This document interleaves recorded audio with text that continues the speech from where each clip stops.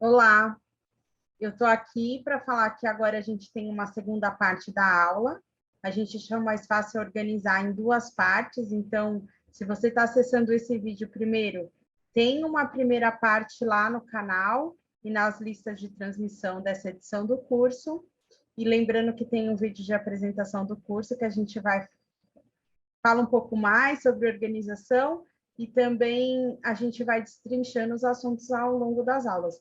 Então, a gente tem nesse segundo bloco a continuação da aula da professora Eliana e um plus, porque hoje, dia 8, é Dia Internacional da Luta das Mulheres, então a gente tem um plus que a Renata Monteiro, farmacêutica, nossa parceira aqui, desde a idealização do curso, montou para esse dia sobre esse assunto. É coisa rápida, espero que vocês gostem.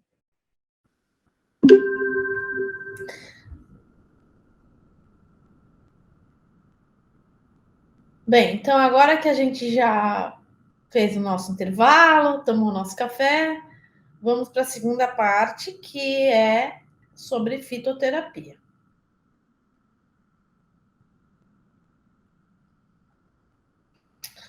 Então aqui a ideia é a gente falar da maconha como qualquer outro fitoterápico.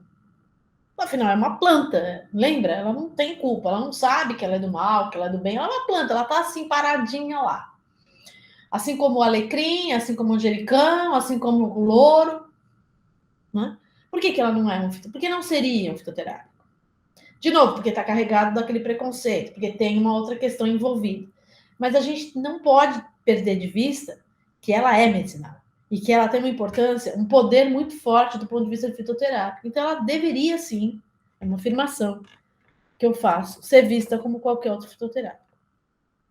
Mas o que é a fitoterapia? Bem, a fitoterapia é um recurso de prevenção e tratamento de doenças que se dá por meio de plantas e seus derivados. E aqui é bem interessante, a gente para tudo e pensa assim, olha, homeopatia, fitoterapia, tudo é uma coisa. Todo mundo, muita gente confunde homeopatia com fitoterapia. Não! A fitoterapia é uma forma de alopatia. Ela é alopática, é uma terapia, é uma medicina, é uma terapia que se dá pelos contrários. Se eu tenho febre, eu vou tomar um antitérmico. Eu tenho dor, eu vou tirar eu tenho dor, eu tenho que tomar alguma coisa que tira a minha dor. E não que aumenta a minha febre, não que aumenta a minha dor, que é o princípio da homeopatia. É por semelhança e não pelo contrário. A fitoterapia não tem nada a ver com homeopatia. Nada. Né? Então é bem legal a gente já pôr isso logo de cara para ver, né? Bom, mas quais são os medicamentos da fitoterapia? Claro, as plantas in natura, que está aqui, por exemplo, um grande exemplo é a Córdia curaçávica, também conhecida como erva baleeira, o nome popular. Essa planta in natura, ela pode estar disponível aonde? No SUS, nas farmácias vivas. Aliás, é uma política que deveria ter, né? As unidades básicas de saúde deveriam ter as suas hortas, os seus viveiros, os seus canteiros, as suas farmácias vivas com essas coleções para quê? Ou para dispensar a planta, ou, dependendo do tipo de farmácia viva, né? Você tem alguns tipos que diferenciam uns dos outros, aquelas que dispensam já tinturas, pomadas, né? Um outro medicamento que você tem também dentro da fitoterapia é aquele que a gente já viu, que são as drogas vegetais. Então, a partir do momento que você tira a planta do mato, da terra, ela já não é mais uma planta. Ela é uma droga vegetal. Por quê? Porque ela vai sofrendo um processo enzimático, né? De degradação e de transformação dos seus princípios ativos em decorrência do fato dela ter sido retirada da natureza, né? E isso é o que configura ela como não mais como uma planta, mas sim como uma droga vegetal. E um outro tipo que a gente vê muito em comércio ambulante, né? E um outro tipo de medicamento é o fitoterápico industrializado. Tem gente que chama tudo isso aqui de fitoterápico. Eu não chamo, porque a gente vai ver que a diferença em termos de qualidade, segurança, é enorme, né? Então, isso aqui, por exemplo, é um medicamento incrível, por quê? Porque ele tem uma bula. Ali na bula você sabe, bom, eu tenho que usar tal dose para tal doença, eu posso ter tal reação adversa, tal intoxicação, lá, né? Isso é legal. Eu não tenho nenhum laboratório me bancando, nunca precisei, nunca vou ter. Mas assim, o que eu quero dizer é que se a gente for pensar em termos de segurança, medicamento é medicamento.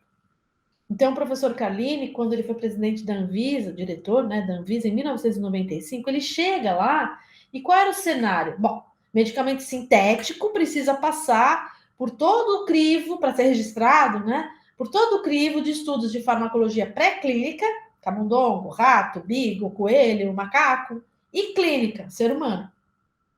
Fitoterápico precisa? Não. Quando ele chega na Anvisa, ele fala: não, não é assim.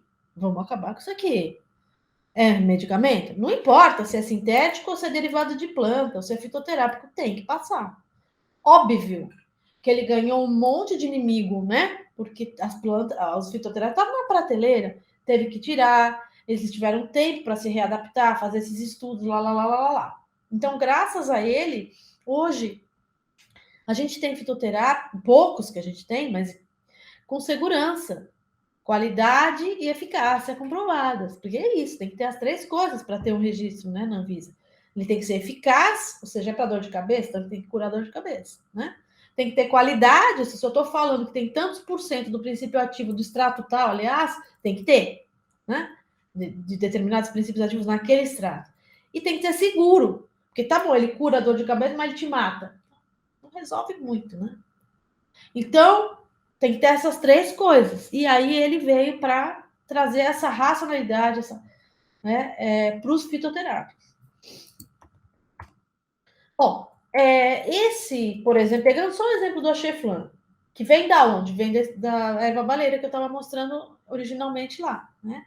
E aí tem uma história para contar, né? Que a erva baleira, ela é muito usada na Ilha Bela, né? Pelos caiçaras, quando eles sofrem picados de borrachudo, né? Então, conforme você vai coçando, que é uma delícia coçar, né? Mas geralmente você tem sujeira embaixo lá, você vai espalhando, né? Vai inflamando mais as coisas, né? A pele e tal. Então, o que eles fazem? Eles colocam as folhas dessa erva baleira no álcool macerado, né? Uma espécie de uma garrafada, macerado, e passam para desinflamar. Na época, o dono do laboratório Axê, que é o maior laboratório nacional, né, que é o Vitor Cialos, um dos donos, ele tinha uma casa na Ilha Bela, isso que ele contou, e ele torceu o pé jogando tênis, e o caseiro dele falou dessa planta, não, passa aí para desinflamar, né? Então ele achou aquilo tão incrível, e ele era entusiasta mesmo do estudo das plantas medicinais, né, do Brasil, e desenvolvimento de fitoterápicos, que ele falou, vamos apostar nisso. Montou uma equipe gigante, investiu 15 milhões, equipe estrangeira e nacional, para dar conta, né, de desenvolver, e ele é considerado um dos primeiros, se não o primeiro, medicamento totalmente 100% natural, nacional, né, que é o Axeflan. Que bateu o outro flan lá, esqueci o nome agora, eu sempre esqueço o nome do outro inflamador, Cataflan, em vendas por um tempo e tudo mais. Bom, enfim, mas não estou fazendo. A ideia não é fazer propaganda. A ideia é dizer o seguinte: a partir de uma planta nativa do Brasil, conhecimento tradicional, você pode desenvolver um fitoterápico, né? Então, a flora brasileira, o conhecimento brasileiro, indústria farmacêutica brasileira, né? Só que a gente não faz isso, nós vamos ver daqui a pouco. Tá, em quem é que pode prescrever esses medicamentos no Brasil? Bom, depende. Dentro da medicina tradicional e popular, os xamãs, os médiuns, as parteiras, os rezadores, né? Mas e na biomedicina? É só médico que pode prescrever na fitoterapia? Não. Então, na fitoterapia, nós temos médicos, dentistas, veterinários, biomédicos, farmacêuticos, nutricionistas, enfermeiras e, a partir de novembro do ano passado, biólogos também podem prescrever medicamentos, também podem estar nas práticas do SUS, né? Que uma delas é a fitoterapia. Mas nós vamos ver lá na frente que a prescrição de maconha não é bem assim. Não são todos esses profissionais da área da saúde que podem, né? Então, no Brasil, a gente tem várias potencialidades que podem, né, contribuir para a construção da fitoterapia, mas, ao mesmo tempo, nós temos muitas limitações. Então, nós vamos falar um pouco de cada uma delas. Do ponto de vista da potencialidade, nós temos no Brasil, bom, o nosso território gigante, né, com uma diversidade biológica enorme. Os laboratórios farmacêuticos, que eu já disse, estão aqui querendo investir em fitoterápico. Equipes de pesquisa no Brasil inteiro. A diversidade cultural indígenas quilombolas, que fazem o quê? A partir da diversidade biológica, tem o conhecimento sobre. Então, nós temos um conhecimento tradicional enorme, né? Então, aqui, só para falar em termos de diversidade biológica, nós temos cerca de 56 mil espécies vegetais no Brasil, tá? Então, se a gente pegar só aqui, ó, o cerrado, que é esse em laranja, óbvio que hoje nós temos 1/3 só dessa área laranja, né? Mas, enfim. Das 11 mil espécies que estima-se haver nesse bioma, 6 mil são endêmicas, ou seja, só ocorrem no Cerrado, mais nenhum outro lugar do mundo, nem do Brasil. Na Mata Atlântica, que 7% por aí que temos só apenas desse verde todo aqui, hoje, né? Das 20 mil espécies que estima-se ter lá, 8 mil só ocorrem lá. Ah, mas e na Caatinga? Na Caatinga estima-se 5 mil plantas e quantas endêmicas? Nós não sabemos. Não temos estudos. Ah, e no Pantanal? Ah, no Pantanal estima-se 2 mil espécies. Quantas endêmicas? Bom, depois de ficar queimando o ano passado inteiro, acho que nenhuma mais, né? Talvez. Não sei, que eu sou um pouco pessimista às vezes, mas ficou queimando, né? Amazônia, idem. Existem cerca de 30 mil espécies. Quantas que só ocorrem lá? Nós não sabemos. Não temos estudo suficiente ainda. Então, isso é do ponto de vista da biodiversidade. Mas e a diversidade cultural? Porque não adianta nada eu ter um monte de planta, um monte de bicho, mas não ter o conhecimento sobre, né? Então, o cultural vem para somar, né? Então, qual é a nossa diversidade? Bom, nós temos caiçaras, ribeirinhos, amazônicos, né? Caboclos, enfim, sertanejos, jangadeiros. Então, o Diegues até fez aqui um mapa de distribuição geográfica desses grupos humanos, né? Quilombolas também, nós temos mais de 3.500 comunidades quilombolas. Cada uma dessas bolas aqui mostra uma comunidade no Brasil, né? Indígenas, nós temos ainda cerca de 305 nações indígenas no território brasileiro, falando 180 línguas diferentes. Então, nós somos abastados, né, do ponto de vista biológico, do ponto de vista cultural.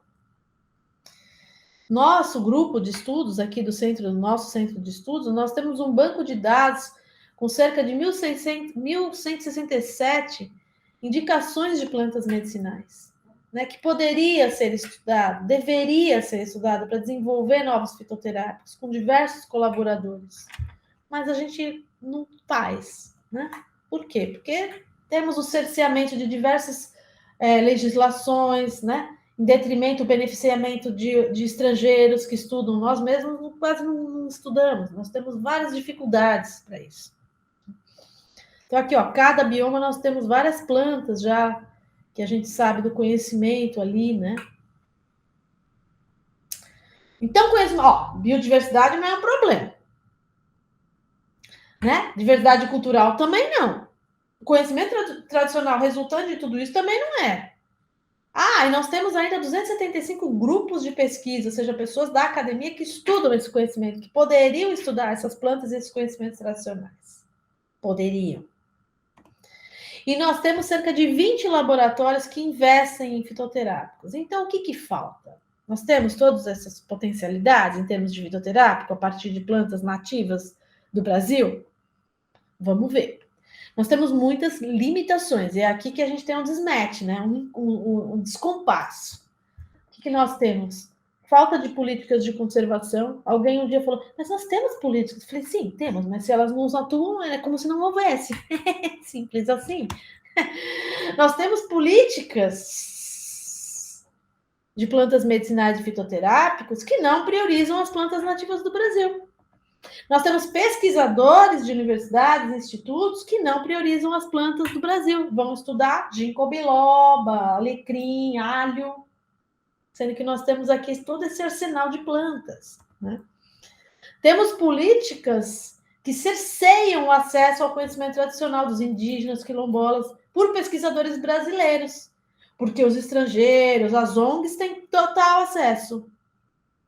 E com isso, o que você faz? Você não faz a ciência acontecer no Brasil, deixa acontecer lá, ou então por meio de ONGs, que também é uma outra coisa que fica um pouco nebulosa às vezes, para onde vai, quem estuda.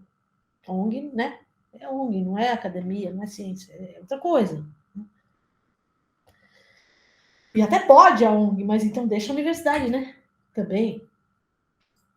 Nós privilegiamos commodities, né, no Brasil. Então a gente tem lá cana-de-açúcar, né, no cerrado, vamos transgênicos, né, milho, soja.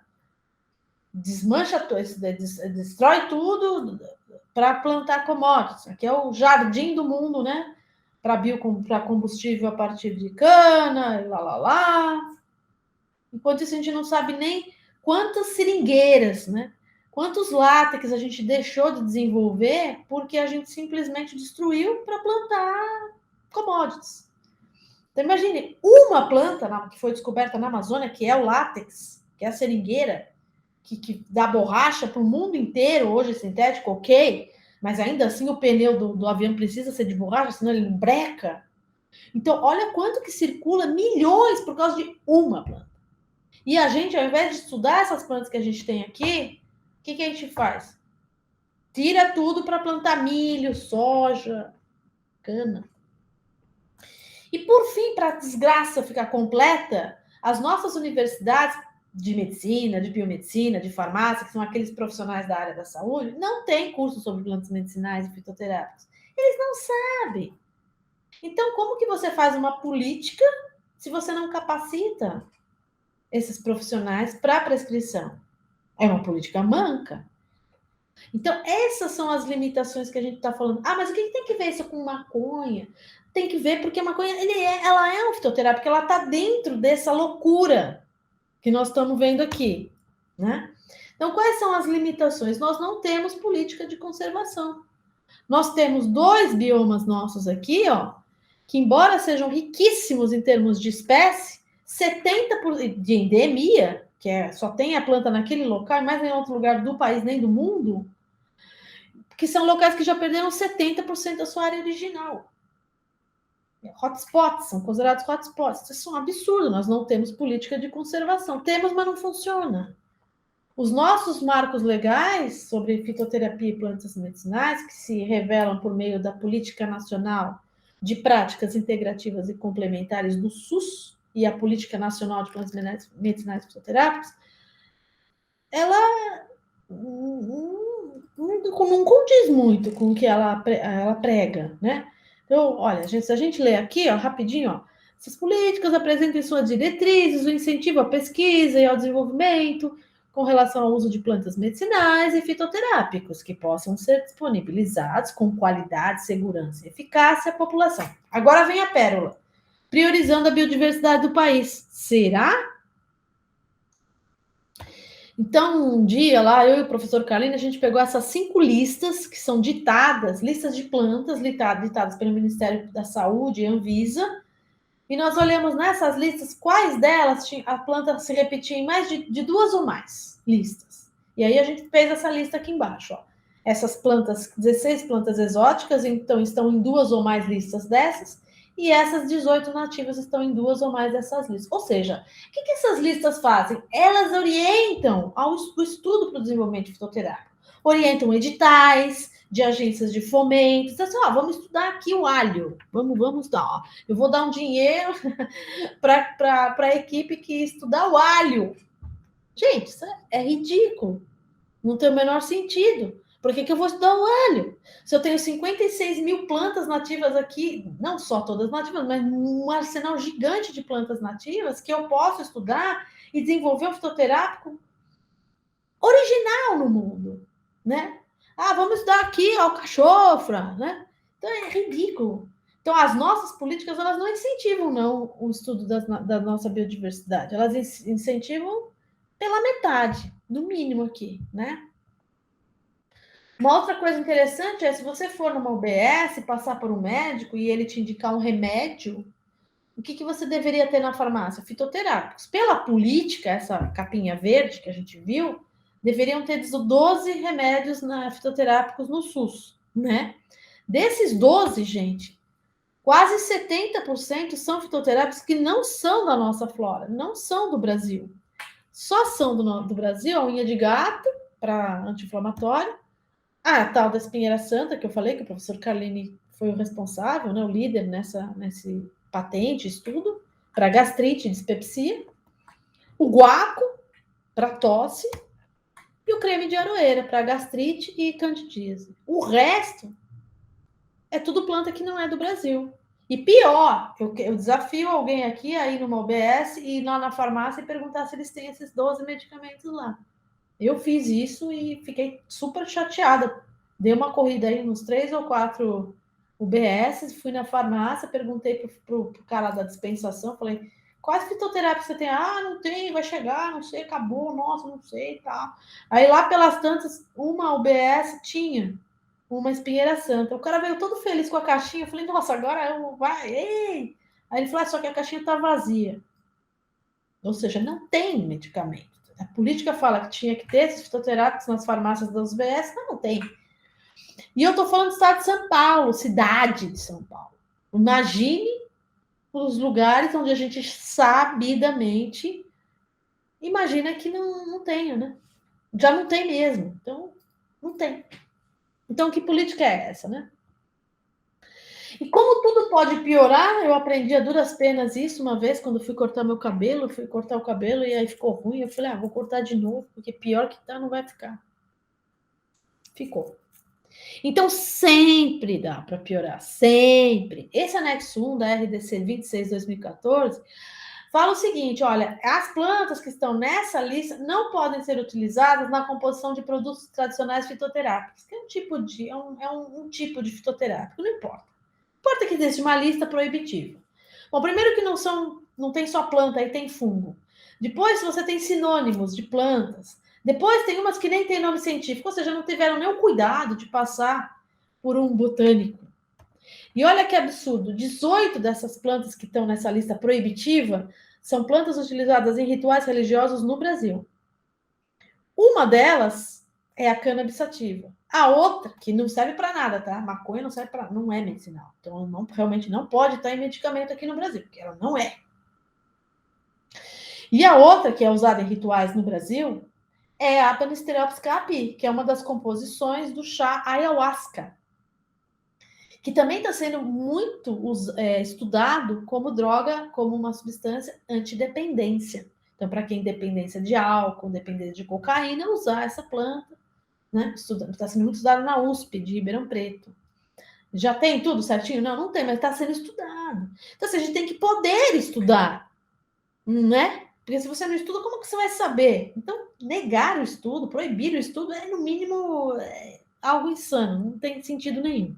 Né? Aqui, no caso, não é negado o estudo, pode estudar, mas você não pode ter, né, nessa lista aqui de produtos tradicionais fitoterápicos, teria que estar numa outra lista, enfim. Mas já é um negócio que você percebe que já é associativo, né? Agora, aqui, dentro do anexo 1, como eu falei, tá lá cannabis, maconha, que é o que a gente veio falar. Mas olha que interessante, na nossa legislação ela é proibida, né? Agora, em outros países, né, elas são produtos, elas são medicamentos há muito tempo. Então, aqui, ó, Sesamete é um antiemético, analgésico, adjuvante de dor neuropática. Aí você tem aqui também o marinol e o dronabinol, que é a mesma coisa, né? Utilizado como estimulante do apetite, antiemético, usado para apneia do sono, anorexia induzida para quem é soro positivo, né? Náusea e vômito para quem usa quimioterapia. Então, veja, é uma série de efeitos, de usos para sintomas e doenças que já vem sendo usados, esses medicamentos, em outros países há muito tempo. Assim, isso, eu não tô... Vamos olhar para a América do Sul. Se a gente olhar para a América do Sul, o Brasil está de longe na Idade das Trevas, tá? Está lá no Cretáceo, tá? Porque está todo mundo fazendo oficina para as mães, mostrando como é que extrai o óleo para fazer para criança que tem crise epilética. Então, Uruguai, Paraguai, Chile, Argentina, e nós estamos aqui pensando, não, é proibido, né? Isso aqui tudo bem, são países gigantes, mas mesmo na América do Sul, a gente está há muito tempo lá atrás, né? Então, a primeira vez que entrou um medicamento no Brasil de uma forma legal pela Anvisa foi em 2017, né? Que é o Mevatil, que é um medicamento utilizado para esclerose múltipla, que é o mesmo medicamento do Sativex, que já era comercializado desde 2005 no Canadá. Então, olha o atraso aí de 12 anos, né? Agora, recentemente, então, em 2020, em maio de 2020, nós temos um medicamento, fitofármaco, né? Derivado da maconha, que é a base de canabidiol, desenvolvido pela USP, e ele chega às farmácias. Ele é um produto brasileiro, registrado como um fitofármaco, ou seja, é um fármaco de origem vegetal, e ele não pode ser considerado um fitoterápico, por quê? Porque ele não tem o extrato na sua complexidade, ele não tem todos os princípios ativos lá, você isolou um princípio ativo. Quando você isola um princípio ativo, é um fitofármaco, não é mais um fitoterápico, né? E no caso, é só o canabidiol. Ele não tem uma indicação clínica pré-definida, né? Então, ele pode ser receitado para qualquer condição em que o canabidiol já seja considerado benéfico para o paciente. Só que o interessante da história é que assim, a gente é proibido de cultivar a planta, né? Então, esse paciente que não tem condição de pagar R$ 2.500 a caixa, que dura um mês desse canabidiol, esse paciente ele não tem dinheiro para comprar e ele é proibido de cultivar.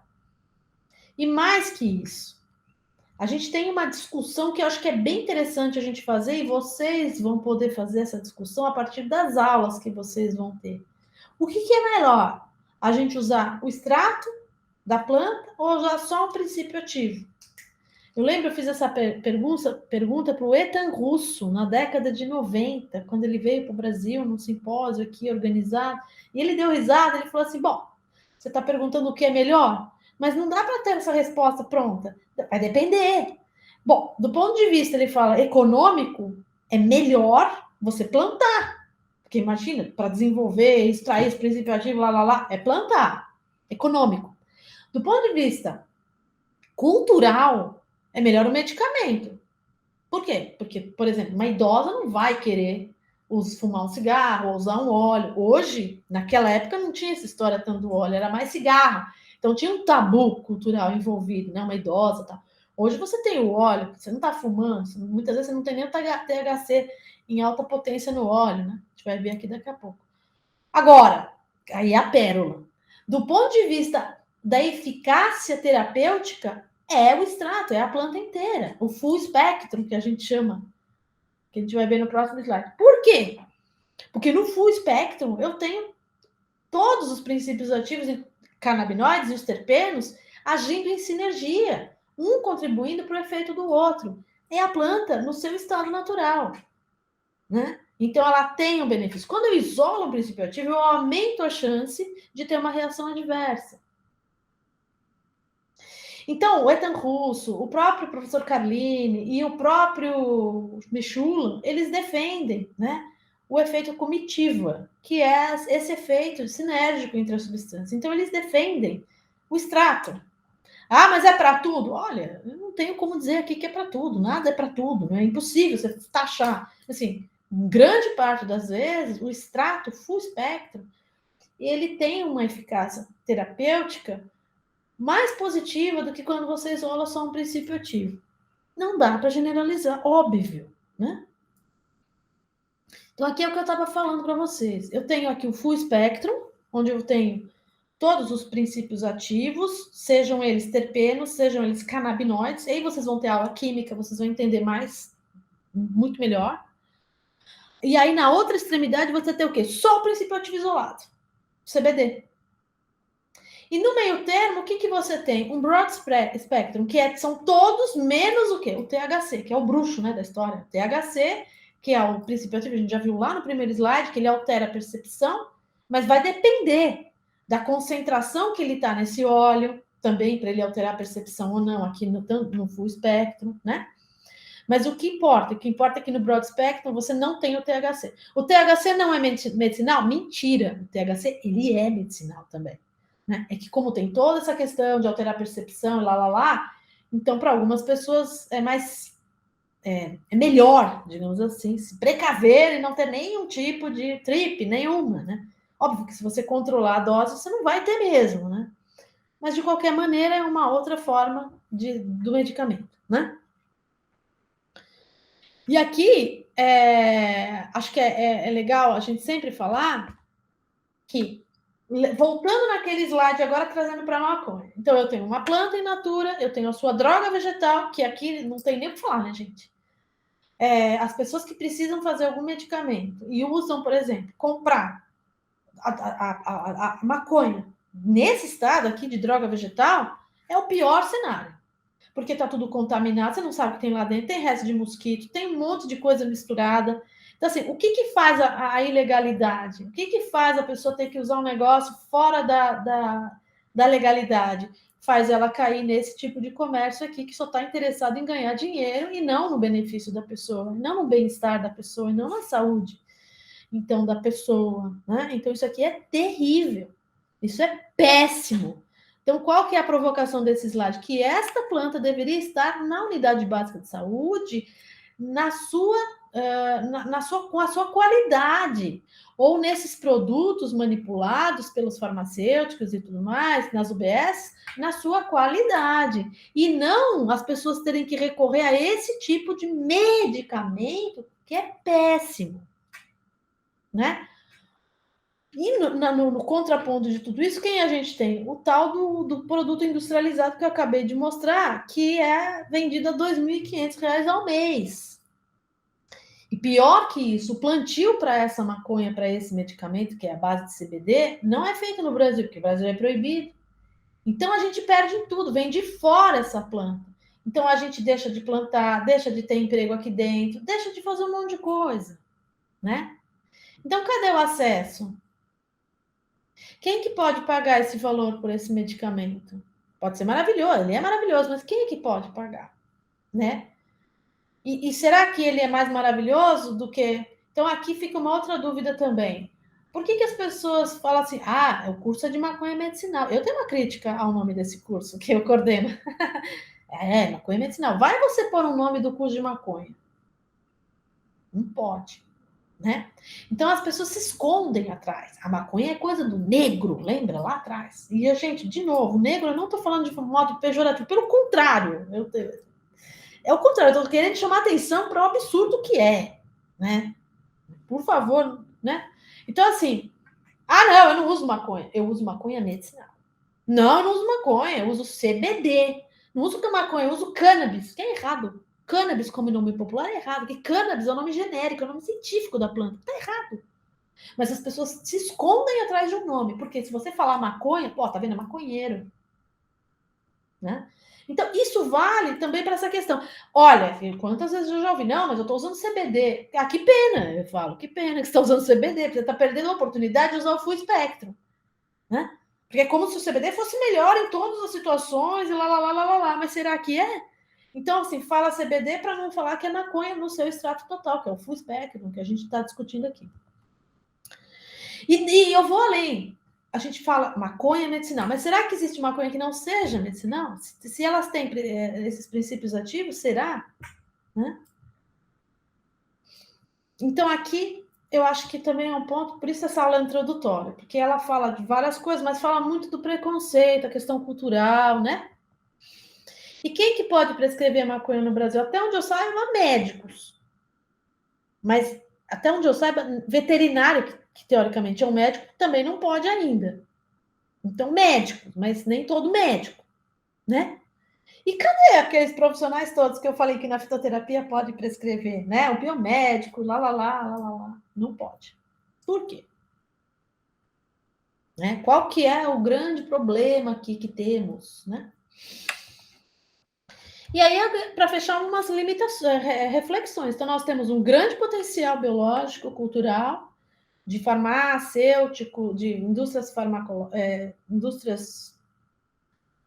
laboratórios farmacêuticos, pesquisadores da área de plantas, mas nós temos todas as limitações, as nossas políticas, os próprios pesquisadores que dão tiro no pé, a falta de educação, os commodities, a legislação cerceativa. Então, que pena, né? Que pena que a gente tem esse país, que é essa concha de retalhos que poderia, nossa, ser muito mais. Poderia ter maconhas nativas, como a gente já mostrou aqui, né? E a gente. Mas, bom, enfim. Então, a pergunta que fica é: por que nas nossas políticas de plantas medicinais, que é aquele livrinho verde, não são privilegiadas as plantas nativas e as culturas a elas associadas? Por quê? Quem define quais plantas devem constar nessas listas? Né? Quais são os critérios de seleção dessas plantas? Quem? Quem que define? Não sei.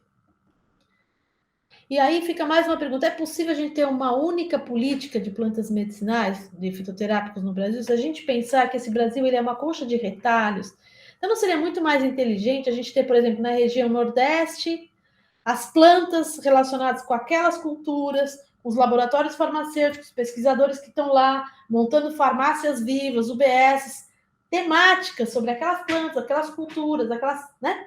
E a mesma coisa no Norte, Nordeste, Centro-Oeste, ao invés de ser um sistema único, que não funciona nesse aspecto quando a gente fala de fitoterápico. Né? Eu acho que o SUS, a gente tem várias coisas que a gente tem que dar o braço a torcer, que principalmente na pandemia foi um negócio incrível, é incrível. Mas, quando a gente fala de UBS, farmácia viva e fitoterapia, está muito ainda. E a gente, nosso papel é cobrar, óbvio. Porque é isso, a gente não faz a crítica, as coisas não melhoram. Fazer a crítica e trazer a sugestão. Então, essa é uma sugestão, né? Para finalizar, por que não tratar a maconha como qualquer outro fitoterápico? Né? Quais são os interesses por detrás disso? Então, quando as pessoas puderem cultivar essas diferentes variedades, cada uma, a gente souber, né? A gente puder estudar, olha, essa variedade é melhor para autismo, essa variedade é melhor para dor, essa variedade, e cada um poder ter isso na sua casa, o que será que poderia acontecer? Muitas coisas. Né? Uma delas é que talvez as pessoas não precisassem tanto ir à farmácia, gastar tanto dinheiro com remédio, tá. Não é que vamos liberar geral, não é isso, mas a gente tem que ter o uso racional, tem que conhecer profundamente cada uma dessas variedades, saber para que serve, né? É só isso que a gente quer poder estudar. E no Brasil a gente é proibido de estudar. Você pode dar o CBD, você importa lá, mas não é isso, né? A gente quer estudar a planta. Então, quem vai poder cultivar no Brasil? Quem é que pode prescrever e usar esse remédio hoje e no futuro? Essas são as perguntas, porque o projeto de lei Elisaldo Calini está parado. Está parado há anos, ninguém vota, ninguém aprova. E aí? Né? Qual que é o nosso papel também como cidadão? Né? Bom, então essa era, eu acho que eu falei até, passei um pouco da hora, mas por isso que eu propus um café para vocês, fazer um café no meio, entre uma aula e outra. E acho que a ideia aqui é a gente fazer provocações. Porque realmente é uma planta polêmica, é uma planta que não é confortável o seu uso, porém, é o nosso papel fazer esse debate, falar sobre o acesso e fazer os movimentos populares em cima disso, porque é de direito, a saúde é de direito. E se eu tenho um filho que tem crises epiléticas a cada 2, 3 horas, e esta planta vai melhorar esse estado, esse quadro clínico, eu não posso ser negada, né? Então eu deixo aqui, mais uma vez, o meu parabéns às mulheres guerreiras pelo dia de hoje e me despeço desejando a vocês um ótimo curso, que seja um curso que traga realmente muitos esclarecimentos, provocações e coisas maravilhosas. Até mais. Olá a todos e todas, um prazer enorme estar aqui com vocês em mais este curso da Unifesp. Nós estamos na 7ª versão do curso, estou participando desde o primeiro, na verdade, desde que era na própria igreja, onde iniciou com o Padre Ticão. Então, um prazer enorme estar aqui, principalmente na data de hoje, no Dia das Mulheres. Então, eu queria iniciar aqui dando um viva a todas as mulheres, todas as meninas, todas as anciãs, que esse curso possa trazer muita sabedoria, muito aprendizado e muita evolução na vida de todos nós. Vou colocar aqui minha apresentação, para eu poder me apresentar. Aqueles que não me conhecem, meu nome é Renata Monteiro, eu sou farmacêutica, sou pós-graduada em homeopatia, em cosmetologia, em cannabis medicinal e em gestão em indústria farmacêutica. Sou também proprietária da Ortofarma, farmácia de manipulação em São Paulo. Sou membro da Comissão de Práticas Integrativas e Complementares dentro do Conselho Regional de Farmácia, na área de plantas medicinais e fitoterápicos. Sou membro também da diretoria da Farmacan, Associação de Farmácias de Manipulação. Sou membro da diretoria do Instituto Anandamida, que é um instituto onde nós auxiliamos médicos e profissionais da saúde na terapia canábica. E sou também membro da diretoria da Acolher, que é uma associação de pacientes que fazem a utilização da cannabis medicinal. Sou também membro da diretoria do Instituto Jurema, que é o Instituto de Ensino e Pesquisa das Terapias Ancestrais, onde nós estudamos o uso dos psicodélicos, onde psicodélicos quer dizer manifestação da mente, manifestação da alma, e nós estudamos o uso dessas substâncias no contexto tanto do uso terapêutico quanto do uso espiritual, fazendo esse elo entre ciência e espiritualidade. E temos como nosso patrono do Instituto Jurema, o professor Elisaldo Carlini, e não dá para eu falar de cannabis sem falar do professor Elisaldo Carlini. Então, para aqueles que não conhecem, fica aí a dica para estar conhecendo um pouquinho mais sobre o professor Elisaldo Carlini. Ele é o pai da cannabis aqui no Brasil, então ele estudou até os seus quase 90 anos a utilização dessa planta no contexto do uso terapêutico, onde ele teve várias publicações, inclusive a primeira publicação constatando a utilização do CBD no uso de epilepsia em 1980, foi um artigo escrito pelo professor Elisaldo Carlini. E também não posso começar essa aula aqui da Unifesp sem falar do saudoso Padre Ticão. Então, na verdade, foi o Padre Ticão quem iniciou essas aulas. Tive o prazer de estar com ele desde o começo, onde nós fazíamos essas aulas dentro da Igreja Católica, então era ali no Salão São Bento, onde nós dávamos aulas. Primeiro começou com um grupo pequeno, para apenas pessoas ali da comunidade de Hermelino Matarazzo, e depois esse curso foi aumentando até iniciar o primeiro curso aqui da Unifesp, hoje nós já estamos na 7ª versão. Padre Ticão começou a falar de maconha dentro da Igreja Católica, e depois, a princípio, a respeito do uso terapêutico, e depois veio também falar sobre o uso sagrado, o uso espiritual da cannabis. Então, ele trouxe um pouquinho também desse saber da espiritualidade a respeito dessa planta sagrada. Então, fica aqui um agradecimento eterno ao saudoso Padre Ticão, e com certeza no dia de hoje, no Dia das Mulheres, ele estaria prestando uma grande homenagem às mulheres, que ele é uma pessoa que sempre olhou para tudo e para todos. E hoje, então, no dia 8 de março, no mês das mulheres, vamos falar aqui um pouquinho sobre o uso dessa planta sagrada para as mulheres, né? Então, no contexto do uso feminino. E para a gente começar, então, a gente entender, né, da onde começou esse dia 8 de março, que é o Dia Internacional da Mulher. Então, esse dia 8 de março foi consagrado pela ONU em 1975.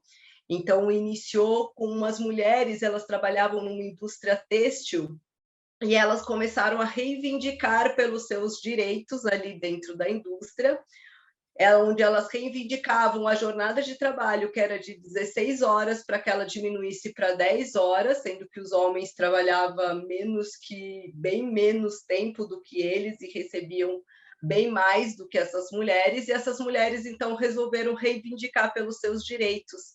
E essas mulheres foram mortas, queimadas dentro dessa indústria. Então, 129 mulheres que estavam reivindicando pelos seus direitos foram mortas no dia 8 de março de 1857 em Nova York. Então, foi a partir dessa data que se inicia a comemoração do Dia das Mulheres. E essas mulheres continuaram lutando pelos seus direitos, não foi isso que fez com que essas mulheres parassem. Então, graças a essas mulheres, essas nossas ancestrais, hoje nós podemos votar, hoje nós podemos estudar, hoje nós podemos viver, porque antigamente as mulheres não podiam fazer absolutamente nada.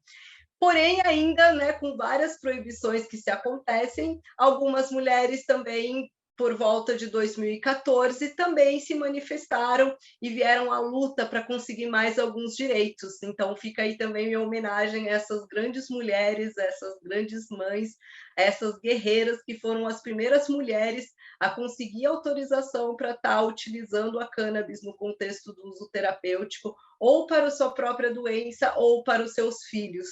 Então, são umas grandes guerreiras que jamais poderemos esquecer dessas grandes mulheres que vêm aí fortalecendo toda essa batalha, e é graças a elas que hoje nós podemos estar avançando tanto no uso terapêutico aqui no Brasil.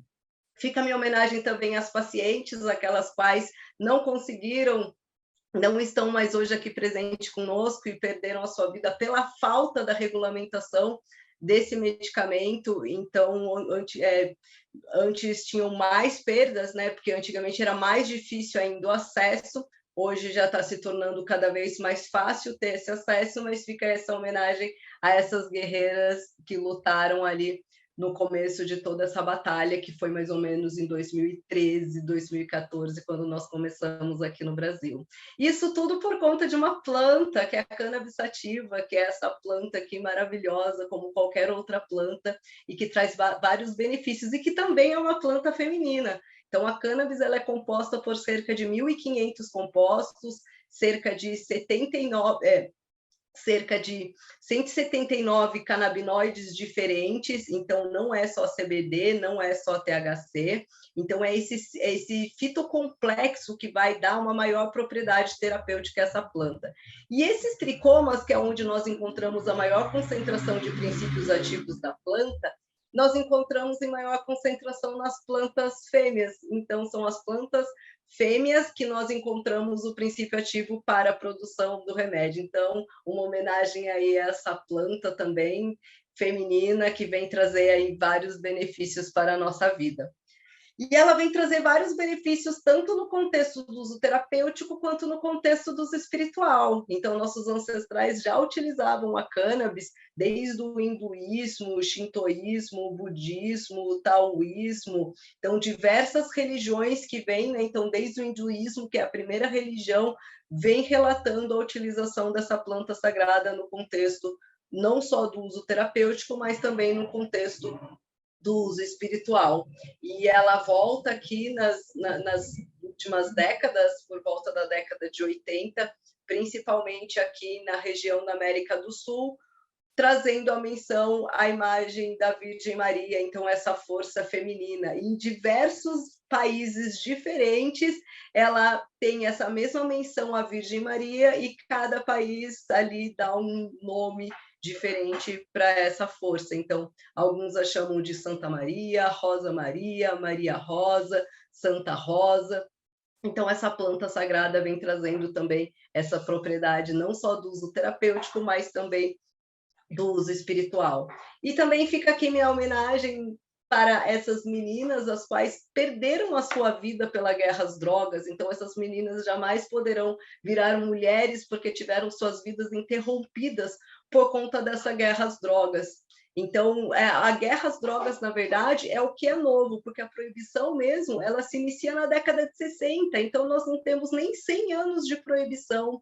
Então, é uma planta utilizada há milhares de anos por todos os nossos ancestrais, tanto no contexto do uso terapêutico quanto no contexto do uso espiritual, e por volta da década de 60 ela vem a ser proibida, e é uma planta onde não causa efeitos colaterais graves, então tem vários benefícios, não causa a morte, a não ser nesse contexto que seria da guerra às drogas. Então fica aqui a minha homenagem a essas meninas que, infelizmente, por conta dessa proibição, não vão conseguir se tornar mulheres. E também essas mães, mulheres guerreiras que perderam os seus filhos para essas guerras às drogas, que são as Mães de Maio. Então aí minha homenagem também a todas essas mulheres guerreiras que vêm lutando aí por conta dessa descriminalização das drogas, que na verdade nós estamos guerreando contra uma planta, é apenas uma planta e que está se tornando uma guerra por conta dela, e as vidas estão sendo perdidas por conta dessa proibição. E é, na verdade, só uma planta, então, como vocês podem ver aqui, uma planta como outra qualquer, e é por conta dessa planta que nós estamos entrando em guerra. E essa planta é utilizada pelos nossos ancestrais, então, há milhares de anos, como eu disse, no contexto do uso terapêutico e no contexto do uso espiritual. E os ancestrais que cultivavam essas plantas mesmo eram as mulheres, pois eram as mulheres que cuidavam da parte da agricultura. Então, elas que cuidavam então da planta, então que vinham ali cultivando essa planta. Então, era um trabalho feito ali pelas mulheres. Então, elas já vêm fazendo isso. Então, foi uma das primeiras plantas a serem cultivadas e domesticadas pelo homem. E desde então, do início do tempo, ela vem sendo utilizada. E as mulheres já sabiam de vários benefícios que essa planta trazia, não só as mulheres, né? Os homens, as mulheres, mas as mulheres em especial, elas tinham determinados benefícios na região ginecológica. Isso porque o que acontece? Nós temos diversos receptores também nessa região. Então, para aqueles que ainda não sabem, vocês vão ver um pouquinho mais detalhado nas aulas seguintes, mas nós temos um sistema dentro do nosso organismo que se chama sistema endocannabinoide, que ele funciona como chave fechadura. Então, nós temos os receptores dentro do nosso organismo, espalhado pelo nosso organismo inteiro, como vocês podem ver nessa imagem, e nós produzimos os endocannabinoides, que são substâncias similares aos fitocannabinoides que vêm da planta. E quando nós ficamos mais velhos ou quando nós temos alguma deficiência, alguma doença, nós temos uma deficiência na produção desses endocannabinoides. É por isso que nós precisamos entrar com os fitocannabinoides para equilibrar o nosso organismo. E nós temos, então, como eu disse, esses receptores pelo nosso organismo inteiro. E nós temos também uma grande concentração desses receptores no nosso útero, nas trompas de falópio, no ovário, na vagina, na vulva. Por isso que é tão importante a utilização dessa planta para as questões ginecológicas, para a saúde da mulher. Então, acaba sendo muito importante para cólica, para TPM, e não só o óleo. Se você utilizar ali o brotinho da cannabis, ela também vai trazer benefícios, porque ali ela é cheia de fitoestrógenos. Então, ela também é um potente antioxidante, prevenindo quanto ao envelhecimento, ela ajuda na endometriose, ela ajuda na gestação, na produção do leite e também é responsável pela formação do embrião. Então, esse sistema endocannabinoide, ele funciona, na verdade, dentro do nosso organismo como um maestro. É ele que vai coordenar a grande maioria dos outros sistemas dentro do nosso organismo. Então, é fundamental que o sistema endocannabinoide ele esteja em perfeito equilíbrio no nosso organismo. E as mulheres, nossas ancestrais, elas já sabiam dessa utilização, então elas já utilizavam. E esse estudo, publicado em 1993, na revista Nature, então vem comprovando, através de uma tumba que foi encontrada por volta da década de 40 depois de Cristo, onde eles tinham uma jovem e na região pélvica dessa jovem existia ali a maconha, então comprovando que ela era de origem ou terapêutica ou de uso religioso, então, que as mulheres já faziam a utilização dessa planta. A cannabis também, ela vem, então, na De Matéria Médica, publicada por Discordes, nas décadas de 70 depois de Cristo, então também existem relatos ali da utilização dela para cólicas menstruais, para hemorragia, para pós-parto, para risco de aborto. Então, olha só, muitos falam que pode causar um aborto. Na verdade, não, ele evita o aborto, né? Para frigidez feminina, para impotência sexual, então, para diversas questões aí voltadas a questões ginecológicas. Em 1842, William Chagnash, que é um médico britânico, inclusive foi ele que, na década de 40, né, por cerca de 1849, mais ou menos, ele publicou um artigo intitulando a cannabis como o remédio mais importante para crises convulsivas, isso em 1840. Então, assim, desde então, eles já sabiam da utilização dessa planta para diversas doenças e a utilizavam. E esse mesmo médico, então, ele utilizava também a cannabis também para cólicas menstruais, para promover contrações uterinas na hora do parto. Então, olha só, desde 1800 aí comprovando que as mulheres já utilizavam também na hora do parto. E no final do século XIX, a cannabis era amplamente utilizada para as desordens ginecológicas, para cólicas menstruais, para sangramento excessivo e também para dores na hora do parto. E, inclusive, nossas mulheres todas utilizavam, inclusive a Rainha Vitória utilizou muito a cannabis, tanto para dismenorreia, para cólica menstrual, e ela utilizava nas mais diversas formas farmacêuticas, então via oral, via inalada, então nas diversas formas aí ela estava utilizando. E a cannabis também esteve presente na farmacopeia dos Estados Unidos em 1850, sendo indicada para sangramento excessivo e para hemorragia uterina. A cannabis também esteve presente na farmacopeia brasileira, na primeira edição, em 1929. E para aqueles que não gostam do nome maconha, esse nome consta na farmacopeia brasileira, primeira edição. E o uso da cannabis, então, na gestação e na lactação? Então, a maioria dos estudos, eles não recomendam a utilização da cannabis durante a gestação, porque dizem que o bebê pode nascer com baixo peso, pode ter impulsividade, hiperatividade, problema na atenção, problemas cognitivos, mas a grande maioria dos estudos que são feitos com as mulheres são feitos com mulheres que não utilizam só a cannabis e sim utilizam também outras substâncias, como crack, como álcool, como cigarro, como cocaína. E essas mulheres, elas vêm cada vez mais utilizando o uso da cannabis, como vem mostrando esse estudo, né, que foi feito sobre o uso de drogas em 2016 nos Estados Unidos, que relatam que 4,9% das mulheres grávidas entre 15 e 44 anos utilizam a cannabis e 17% das mulheres relataram que já utilizaram a cannabis anteriormente. E esse número vem aumentando. Então, foi feita uma pesquisa em 2019, onde foi publicado e que aumentou, praticamente dobrou o número de mulheres que usam. Então, de 1,95% das mulheres aumentou para 3,38%. Isso as que declaram que realmente utilizam.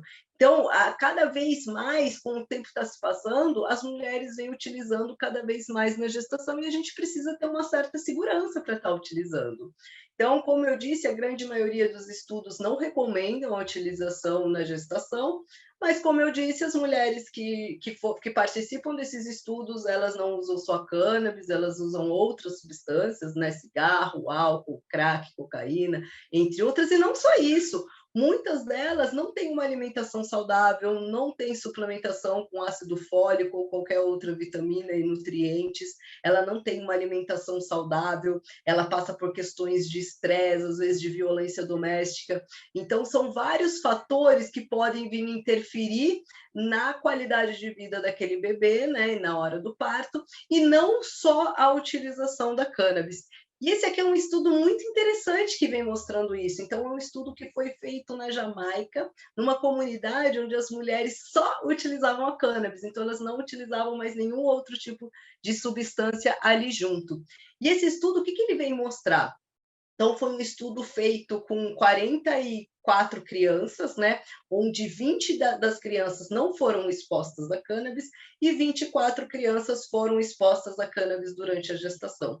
E o resultado foi fantástico. Então, as crianças não tiveram má formação, não tiveram baixo peso, pelo contrário, essas crianças elas se mostravam até melhor, elas se socializavam melhor, elas faziam contato com os olhos mais rapidamente e se interessavam também mais facilmente pelas coisas.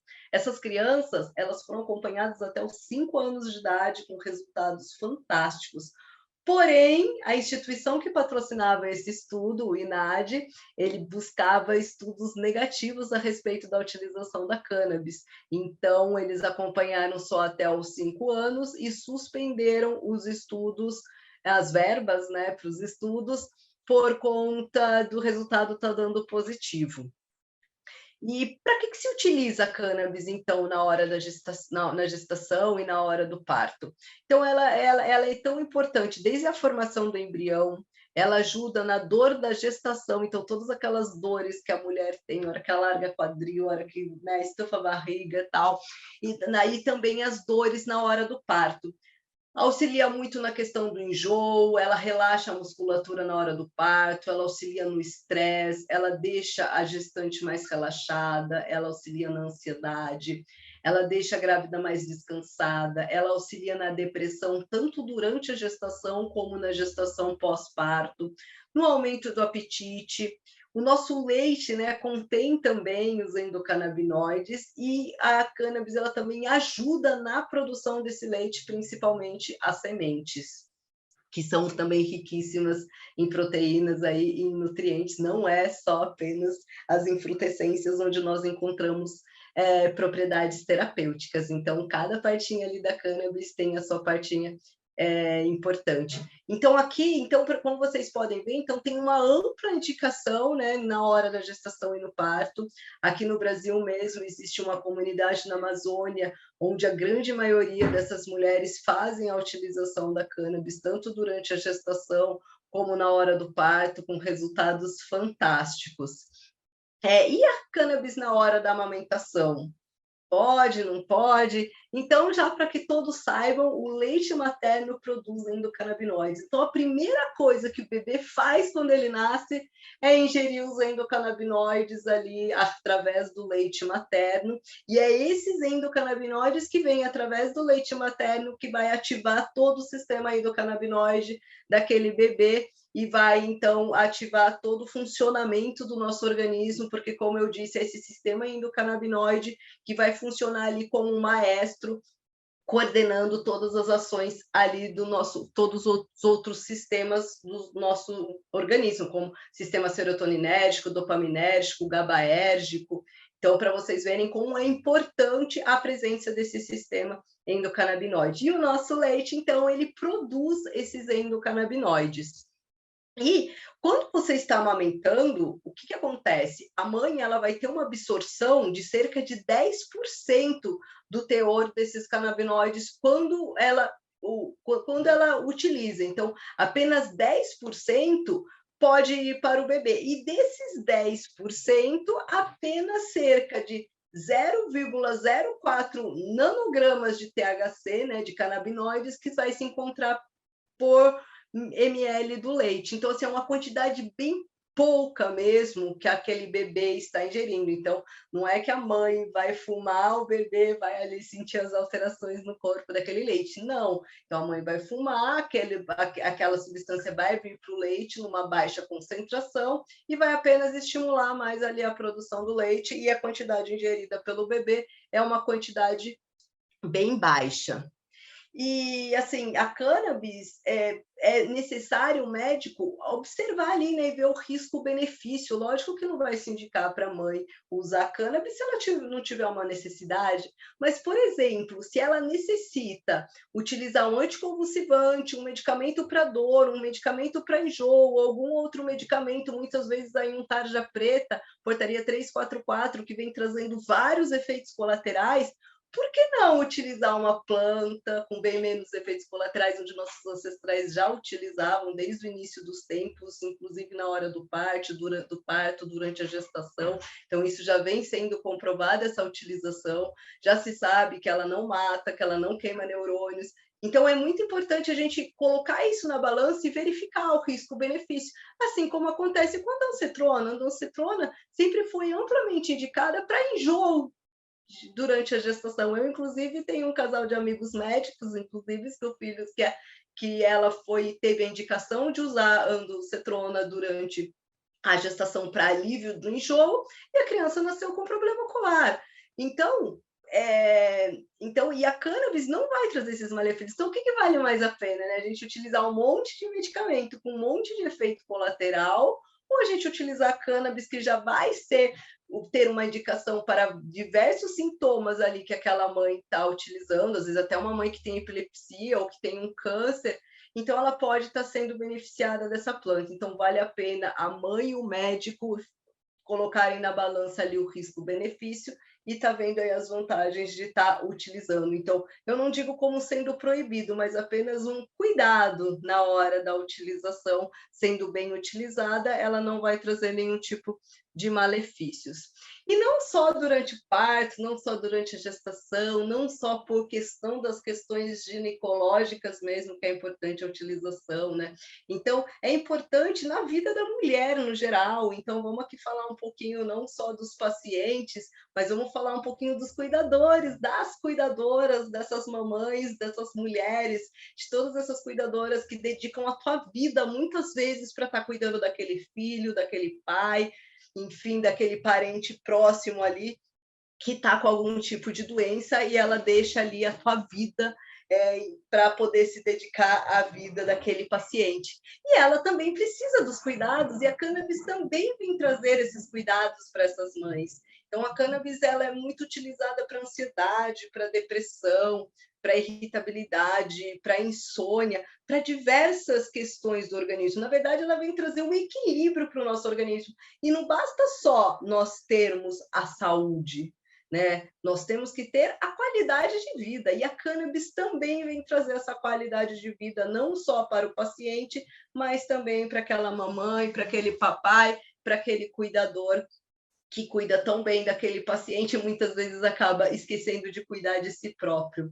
Então, aí, uma homenagem também a todas essas mães, a todas essas cuidadoras aí que dedicam sua vida a esses pacientes. E é importante a gente também sempre ter essa atenção a elas, e elas também se apropriarem da utilização desses canabinoides para que eles também tenham um equilíbrio, uma qualidade de vida na sua vida.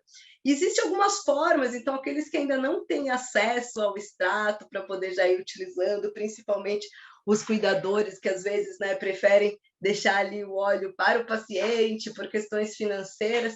Então aqui eu vou deixar algumas diquinhas para vocês, mamães, cuidadoras, para que a gente possa ativar o sistema endocannabinoide e ter esse equilíbrio no nosso organismo para que a gente possa ter não só a saúde, mas também o bem-estar e a qualidade de vida.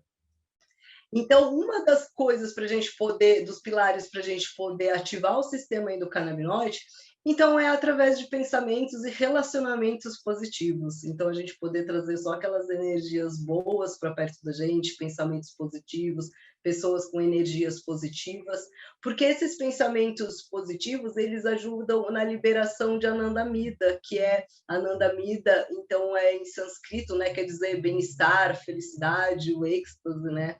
E é nomeado o endocannabinoide presente no nosso organismo, similar ali, né, ao THC, então, que vem trazer então essa questão de felicidade. Então, a gente consegue, através de bons pensamentos, de relacionamentos positivos, liberar esse endocannabinoide endógeno, que é a anandamida, dentro do nosso organismo, onde também ajuda na liberação da dopamina e vem trazer aí saúde, felicidade e bem-estar.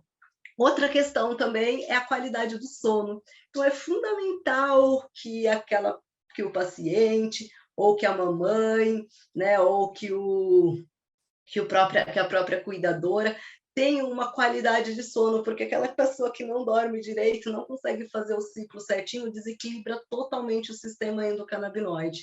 Então, a qualidade de sono acaba sendo fundamental.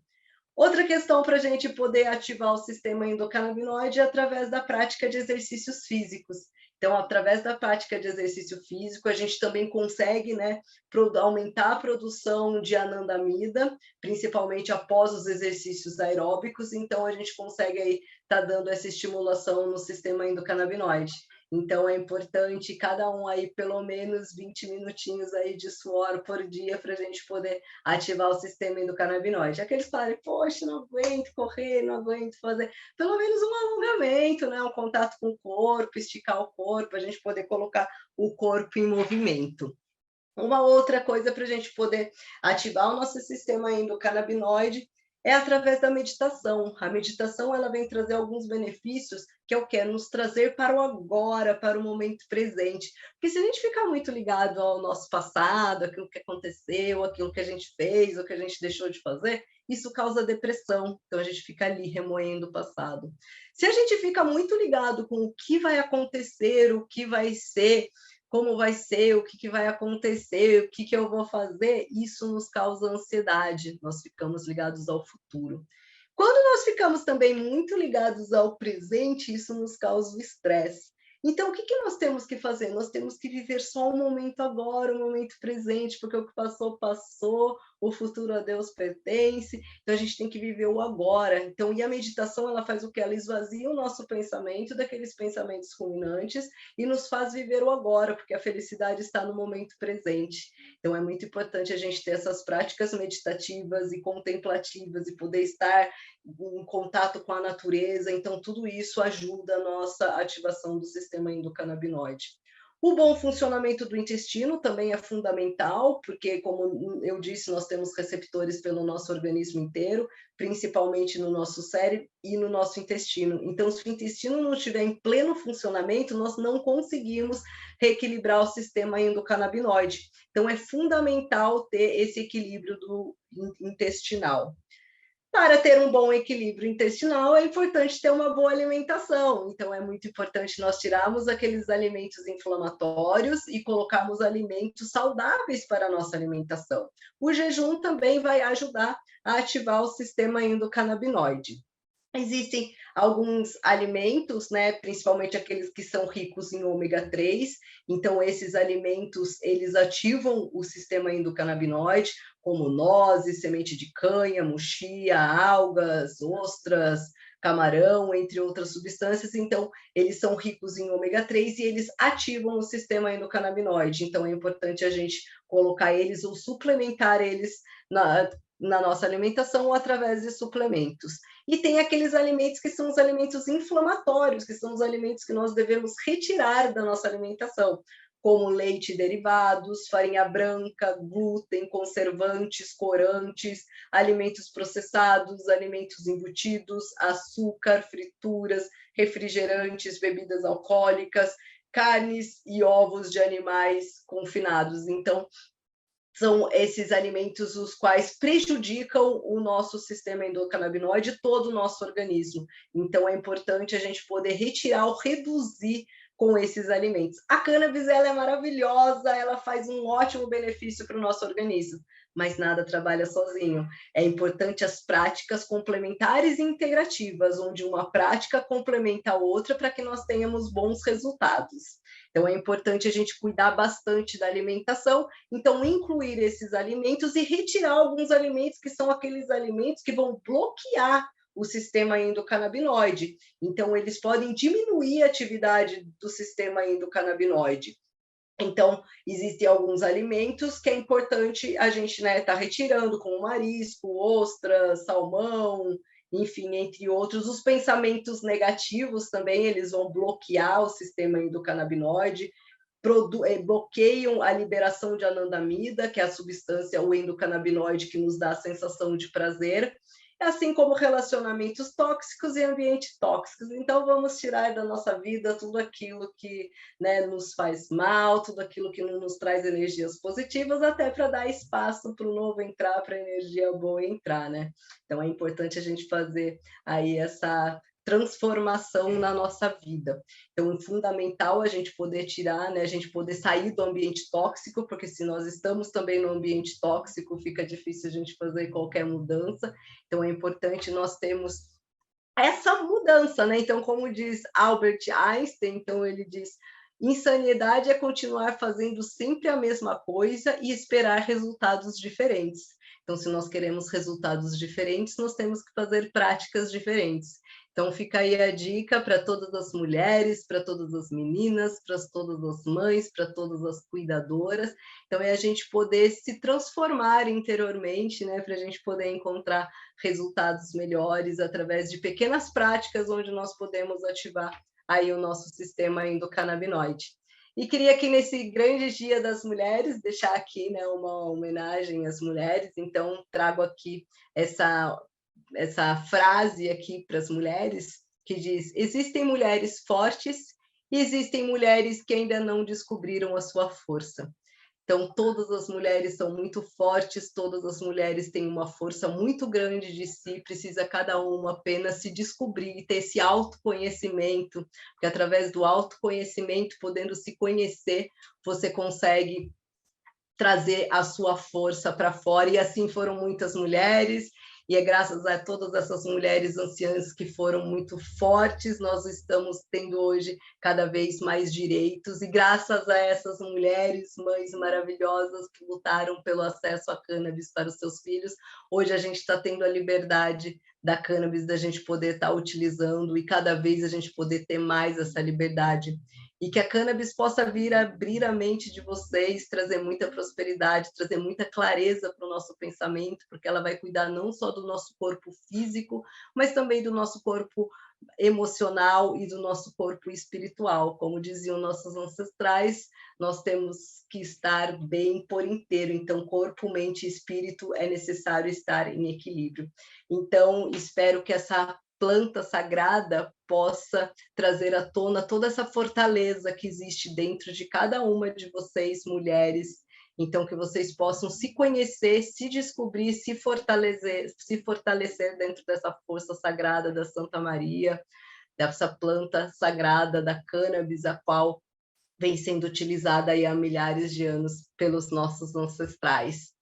Então, queria agradecer aí a todas. Essa daqui é só um viva aí as meninas, viva as mulheres, viva aí as nossas anciãs.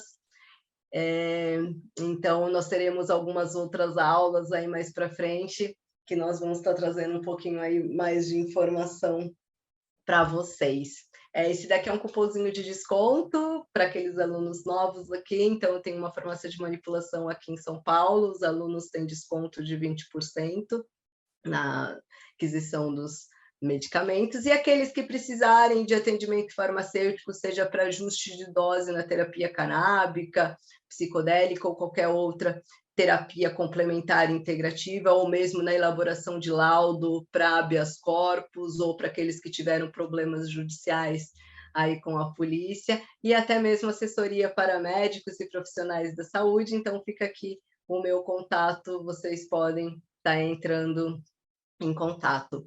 Gostaria de fazer aqui uma última homenagem a uma grande mulher, a Gabi, a qual também sempre esteve presente, desde sempre, ali junto com o Padre Ticão, desde que a gente começou os cursos ali no porão da igreja, que foi um momento assim muito legal, a gente dentro de uma igreja católica, podendo falar de maconha e quebrando muitos preconceitos, e a Gabi aí abraçou essa história, e mesmo depois da passagem do Padre Ticão aí para o plano espiritual, a Gabi continua aí levantando essa bandeira aí, continuando aí o legado deixado pelo Padre Ticão. Então, Gabi, queria prestar uma homenagem a essa grande mulher, a Gabi. E é isso, gente. Então, nos vemos em breve nas próximas aulas. Espero que vocês tenham um bom proveito aí desse curso e possam quebrar todos os preconceitos e nos ajudar a trazer cada vez mais conhecimento para as pessoas, porque é um remédio fantástico e que vem revolucionando e que vai ajudar ainda muitas pessoas.